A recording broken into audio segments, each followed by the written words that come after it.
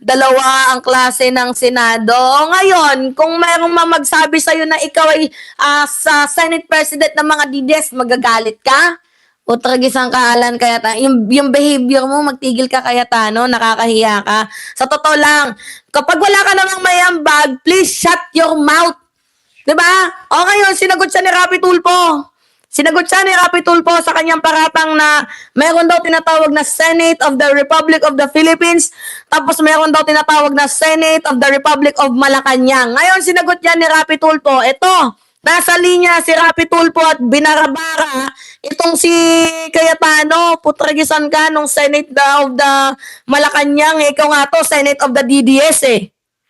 Oh, panoodin natin tong balitang to, mga minamahal. Bitawan. Ang sabi, Senator, babalik ako sa politika, isa lang bago ka namin bitawan. Ang sabi kasi ni Senator Alan Peter Cayetano, dalawa daw yung Senado. Senate of the Philippines and Senate of Malacanang. Pinatutungkulan po yung grupo ninyo.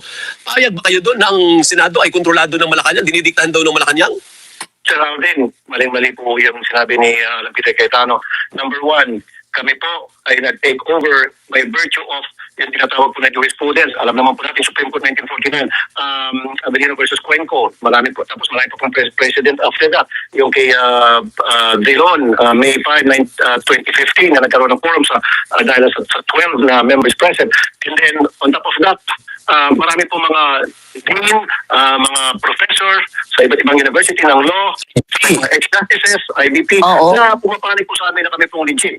Tapos isa pang-apat po, recognize po kami ng executive, panglima po, recognize kami ng House of Representatives. So, nasa amin po lahat ng side. Now, kaninong side po si Alan?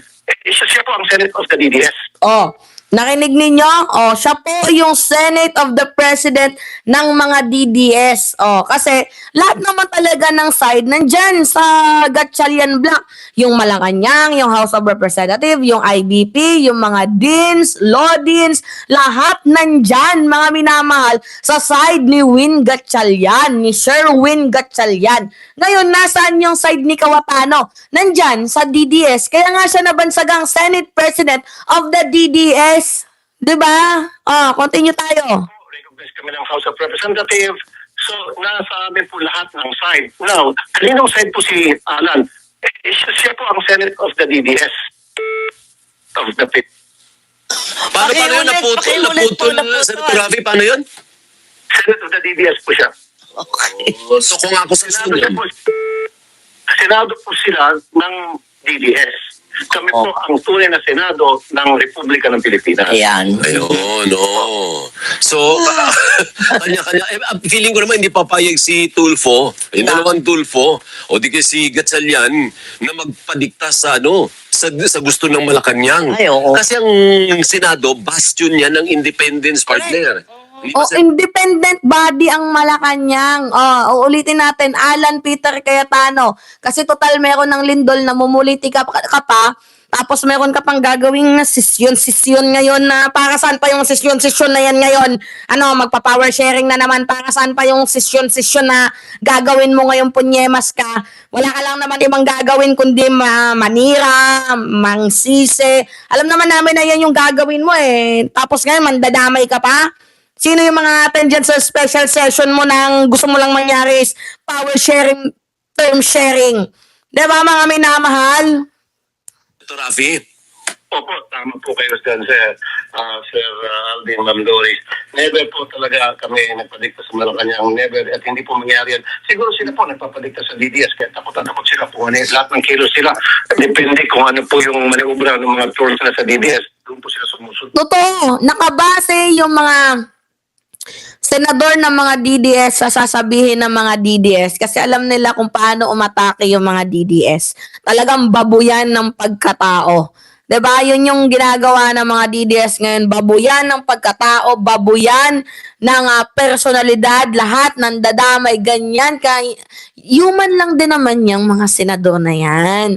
Pero yung ginagawa ng mga DDS, very inhumane.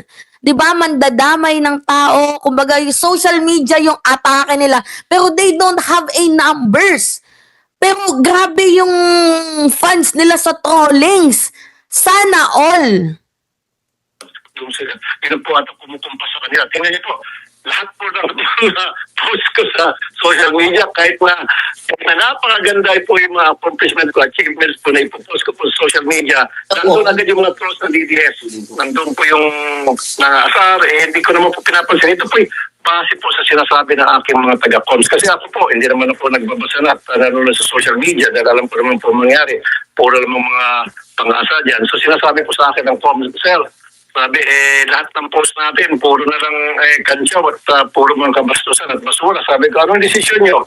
Wala sir, wag mo na lang panoorin, wag mo lang basahin. So, gano'n na nangyari. Dead Hindi na ako Macels na nagbabasa. lang. Dead Opo. Macels. Kasi Tama yan, dead is ma.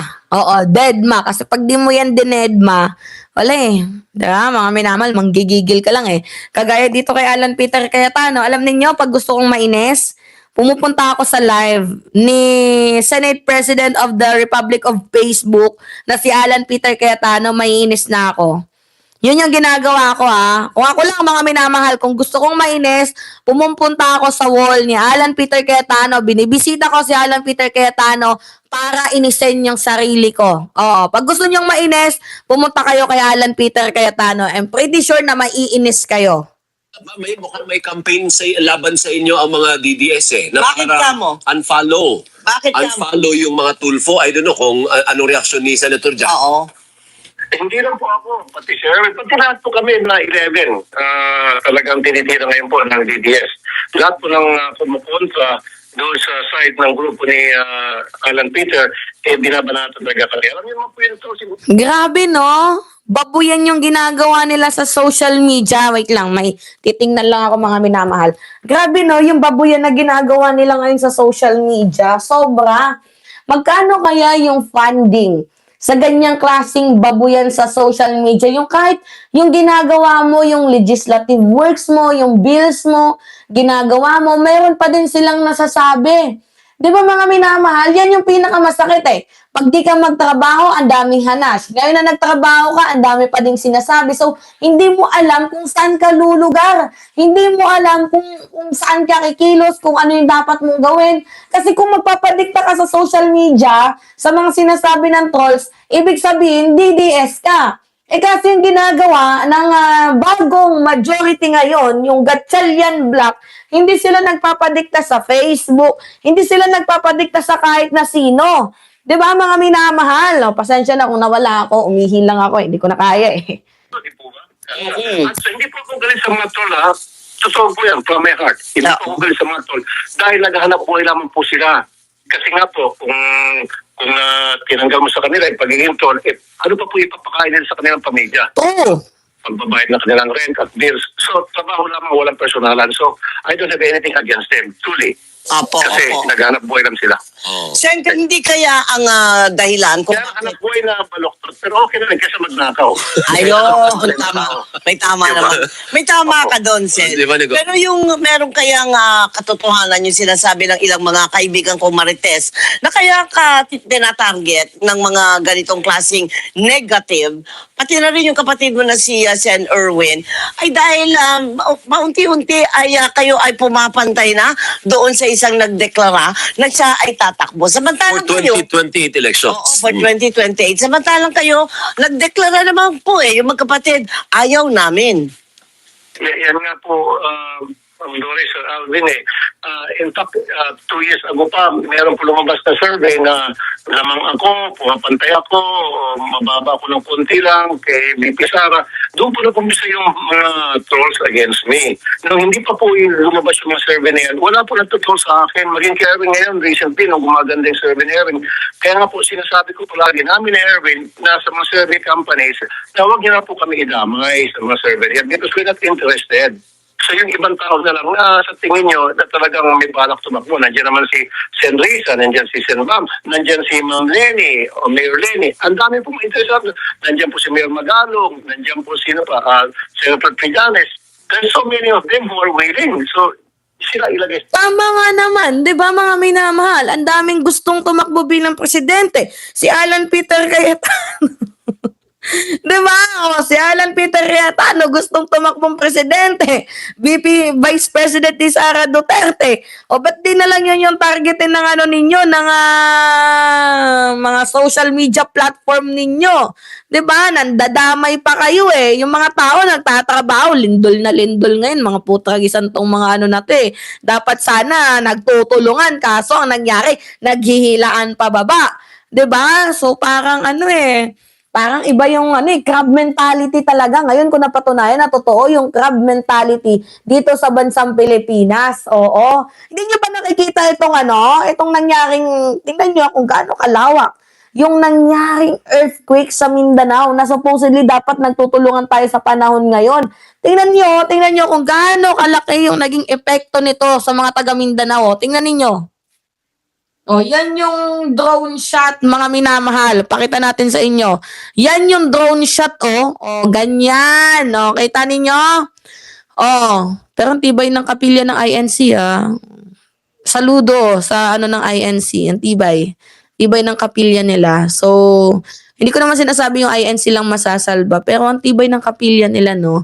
So, hindi ko naman sinasabi ng iba sa INC mga kulto, pero yung iba, die hard. Pero may mga kaibigan akong INC talaga na sobrang babait nila. And saludo dito sa parte na to na napatunayan nyo na yung mga nagtatayo ng structure ng kapilya ng INC ay talagang ano. So saludo sa mga kapatiran natin. Pero hindi ako sumasaludo sa ibang kapatiran na nasobrahan yung kanilang pagiging die hard dito kay Sara Duterte. Ang iba naman talaga, wini-worship nila yung Panginoon, 'di ba? Hindi natin para i-worship kung sino yung nasa posisyon kasi si Lenny, si Marcos, sino pa ba? Lahat ng 'yan sa totoo, hindi naman 'yan tayo isasalba eh. 'Di ba? Kung may kapal pa din na magsasalba sa atin sa kadagat-dagatang apoy. Pero tingnan niyo, oh, 'yan oh, grabe. 'Di ba? Oh, yung nangyari, oh, 'di ba? Ganyan kalaki po ang naisira, mga minamahal, ng structural building na yan. Oo. Ay, naku, Diyos ko.